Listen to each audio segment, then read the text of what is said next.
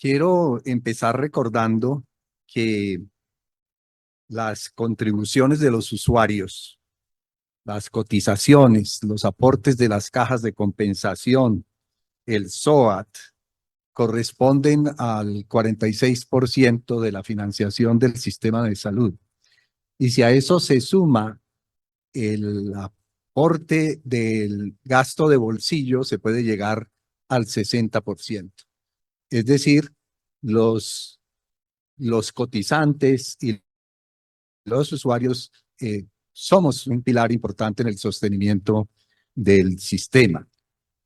La reforma se ha debatido en medio de una polarización entre el discurso radical del presidente Petro sobre la eliminación de las EPS y la posición de los partidos políticos y los gremios económicos que promueven tanto construir sobre lo construido con el sistema de salud actual, originado en la Ley 100, como además proponiendo consolidar el sistema de aseguramiento y de intermediación financiera. Los demás agentes del sistema han jugado un rol secundario en la discusión, incluidos los hospitales y clínicas que no hacen parte de una integración vertical y las organizaciones médicas y de profesionales y trabajadores de la salud que han expresado repetidamente su inconformidad por el marginamiento. En particular, los cotizantes o usuarios hemos sido en cierta forma actores marginales de este debate. Por eso, muchas gracias al seminario permanente y en particular al profesor Jairo Humberto por la invitación a participar el día de hoy. Para los cotizantes o los usuarios, la reforma ideal sería una similar a la que se materializó el 5 de julio de 1948, cuando las familias inglesas recibieron la noticia que a partir de ese día tendrían acceso a servicios que cubren todas las necesidades de salud, desde la cuna hasta la tumba, de manera gratuita en el momento de su prestación. Y esos anuncios del nuevo sistema advertían que no se trataba de una obra de caridad, porque el sistema se financiaba con impuestos. Creo que difícilmente encontrar un modelo de salud que pueda ser más equitativo y más solidario. Y aquí hay que tener en cuenta lo siguiente, es que la salud, al igual que ser un derecho, es una responsabilidad del Estado, y que la salud de la población está íntimamente asociada con la productividad, con el desarrollo económico de la nación. No es simplemente brindar bienestar, es porque está ligada a la producción económica. Sin embargo, el sistema de salud actual corresponde a otra realidad. Uno de los tantos errores del presidente Petro ha sido considerar que existen hoy en Colombia condiciones políticas y económicas similares a las de la Inglaterra de hace 76 años o a las de Cuba de los 1960 para establecer un Servicio Nacional de Salud que reemplace las entidades financieras que han administrado la salud por 30 años. El caos que viven hoy los usuarios del nuevo modelo de salud, que sustituye el régimen exceptuado de la Ley 100 del Magisterio, demuestra claramente que sin apropiada planeación, infraestructura, recursos financieros y administrativos, no es posible hacer una reforma que no lastime a los afiliados. En general, existe consenso en que la reforma es necesaria. Desde el punto de vista de los usuarios, basta reconocer algo elemental.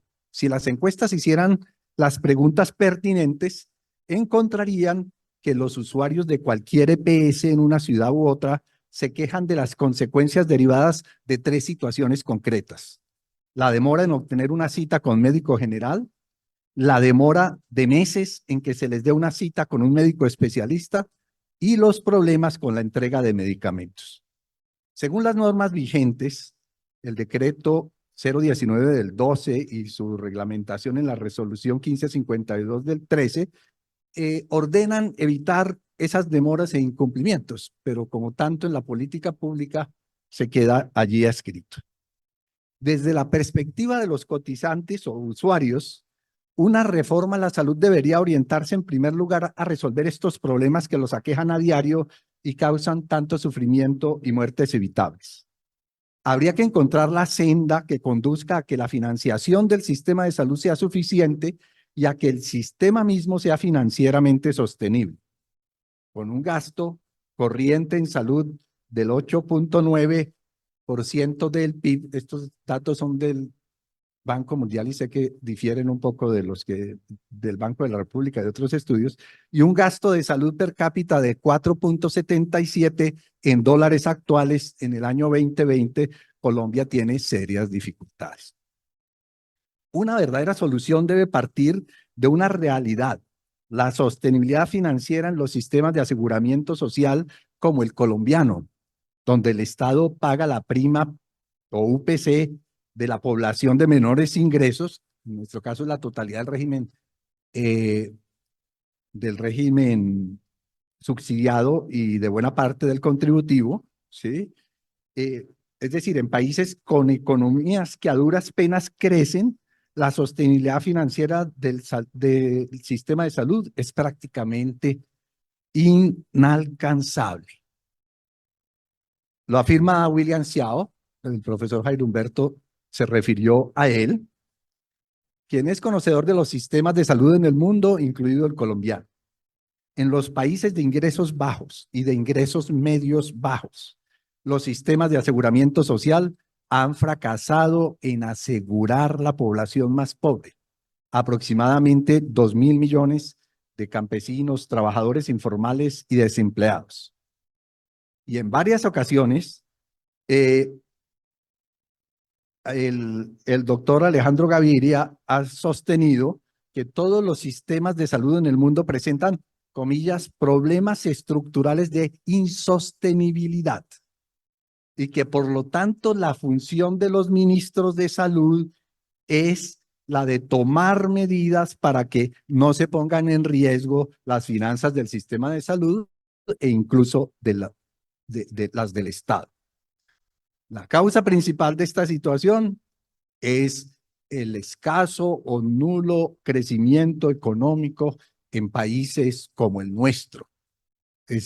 Si se quiere ir al fondo para resolver el problema financiero, tenemos que producir más para que el país tenga mayores ingresos, y bien sea por la vía de la contribución o de los impuestos, poder financiar adecuadamente el sistema de salud. La conclusión principal de un estudio reciente del BID sobre el futuro de los gastos en salud en Latinoamérica indica que el factor determinante para que un país pueda aumentar su gasto en salud es precisamente el crecimiento económico de ese país. Los otros factores, como el perfil epidemiológico, la demografía, el avance y mayores costos de las tecnologías de salud, juegan un papel secundario. Los países más ricos son los países que gastan más y pueden gastar más en salud, ¿sí? Al mismo tiempo, el estudio señala que para 2030, comillas, muchos países de América Latina experimentarán tasas de crecimiento del gasto en salud per cápita que superan el crecimiento de sus ingresos nacionales. Estas tendencias hacen imperativo que los países de América Latina implementen mecanismos de control de costos. Cierro comillas.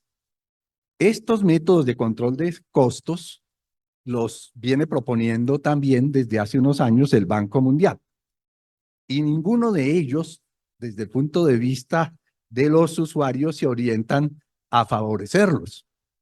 En Colombia, los exministros de salud y en estos mismos foros se discute con frecuencia que la salida corresponde a estos métodos de contención de los gastos en salud. El primero, el aumentar el gasto de bolsillo, ¿sí? Se insiste que en Colombia el gasto de bolsillo es mínimo y podría aumentarse. El estudio del BID mencionado encontró que en Colombia ese gasto de bolsillo está alrededor del 20%. Otra vez los datos difieren un poco. Luego, en teoría, habría, mientras que en países centroamericanos se aproxima al 50%.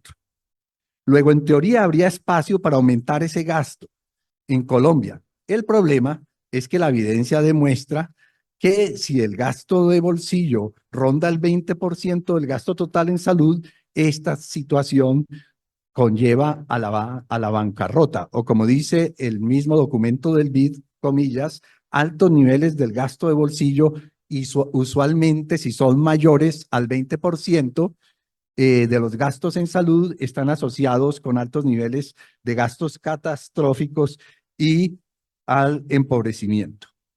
El doctor Xiao plantea, y así se está ya implementando en varios países africanos, que hay que incluso crear seguros cooperativos para pequeñas comunidades, privilegiando aquellas comunidades que tengan un mínimo de capacidad de pago, ¿sí? Curiosamente, y como lo señalaba el profesor Jairo Humberto Restrepo, el visto bueno que el presidente Petro le dio a la cadena mexicana de farmacias similares para ingresar a Colombia significa en algún grado que se aumentará el gasto de bolsillo, especialmente la población más pobre a quienes va dirigida la oferta de estos servicios. El segundo método de contención del gasto está íntimamente ligado al aumento del gasto de bolsillo, es la priorización o exclusión de servicios del plan de beneficios. La lógica es clara y está consignada ya desde el comienzo de la ley 100. El objetivo de un plan básico es el de abrir espacio a los seguros complementarios, a la medicina prepagada y a las pólizas de seguros de salud. En Colombia, este proceso de excluir procedimientos y tecnología se ha encomendado principal, pero no exclusivamente, al IETS, ¿sí? Y todos recordamos la infortunada frase de un ministro de Salud cuando dijo, comillas, la Corte Constitucional quiere que todos los colombianos coman langosta. Cierro comillas. La tercera medida para aumentar los recursos públicos que financian la salud es la imposición de impuestos. En primer lugar, los denominados impuestos saludables, que terminan por afectar a las capas sociales de menores ingresos, pero también los impuestos generales, una nueva reforma tributaria, como lo planteó el actual ministro de Salud. El cuarto método de financiación que se le ha propuesto es acudir a la banca internacional y aumentar la deuda externa. El Banco Mundial exhorta a los países a incrementar las inversiones nacionales en salud y a subsanar mediante estos préstamos parte de los 176.000 millones de dólares que sumará el déficit en salud para 2030. La vía de endeudamiento externo no parece contribuir a la salud de la economía nacional. Hay una serie de aspectos concretos, pero los voy a dejar para la discusión y la conversación que tengamos a continuación en el panel sobre formas específicas en que podríamos contribuir desde el punto de vista de las contribuciones y de los cotizantes a que se encuentre la fórmula, y allí está el papel de los técnicos y de los economistas. La responsabilidad es enorme, la de lograr modelar y proyectar una economía que permita el mejor plan de beneficios posible, que no es el plan básico más recortado, con la garantía de la sostenibilidad del sistema. Muchas gracias.